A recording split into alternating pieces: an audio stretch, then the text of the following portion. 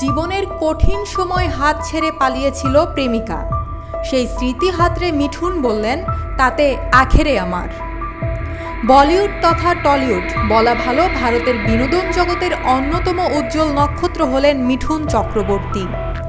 কিন্তু তিনি কিভাবে একজন তারকা হয়ে উঠেছিলেন, সেদিন এই কথাই জানালেন বর্ষিয়ান অভিনেতা। সম্প্রতি সারেগামা পাতে এসেছিলেন মিঠুন চক্রবর্তী। সেখানে এসে তিনি তার ব্যক্তিগত জীবনের একটি গল্প শোনালেন। বর্ষিয়ান অভিনেতা জানান, তিনি একবার একটি মেয়ের প্রেমে পড়েছিলেন, কিন্তু সেই মেয়েটি তার জীবনের কঠিন সময় তার হাত ছেড়ে পালিয়ে যান। মিঠুন সেদিন এই প্রসঙ্গে বলেন, আমি দারুণভাবে প্রেমে পড়েছিলাম, পুরো পাগল হয়ে গিয়েছিলাম, কিন্তু একদিন সে আমায় ছেড়ে চলে যায়। তারপর সময় বদলায়, আমি স্টার হলাম, তারপর সুপারস্টার হলাম, তারপর আরও বড় স্টার।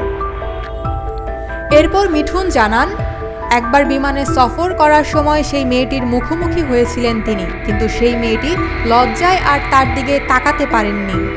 এই প্রসঙ্গে বর্ষিয়ান অভিনেতা বলেন, আমি তখন বিমানে চড়ে যাচ্ছিলাম কোথাও, সেই মেয়েটিও ওখানেই ছিল। লজ্জায় আমার দিকে সে আর তাকায়নি। তখন আমি নিজে উঠে গিয়ে তাকে জিজ্ঞাসা করেছিলাম যে সে কেন তাকাচ্ছে না আমার দিকে, কিন্তু লজ্জায় অস্বস্তিতে কোনো কথা বলছিল না, সে মুখ ঘুরিয়ে রেখেছিল। আমি ওকে স্বাভাবিক করার জন্য বলেছিলাম, তখন তুমি যা করেছিলে একদম ঠিক করেছিলে। মিঠুনের এই কথার উত্তরে সেই মেয়েটি বলেছিল, সে অনুভব করেছে যে সে ভুল করেছিল, সেটা করা ঠিক হয়নি তার। প্রাক্তন প্রেমিকার এই কথা শুনে মিঠুন তাকে একটাই জবাব দিয়েছিলেন। তিনি তাকে বলেছিলেন, যদি তুমি তখন সেটা আমার সঙ্গে না করতে, তাহলে আমি কখনো তারকা হতে পারতাম না। প্রসঙ্গত, এই বছর মিঠুন চক্রবর্তী পদ্মভূষণ পুরস্কার পেয়েছেন। তাকে শেষবার কাবুলিওয়ালা ছবিতে দেখা গিয়েছে।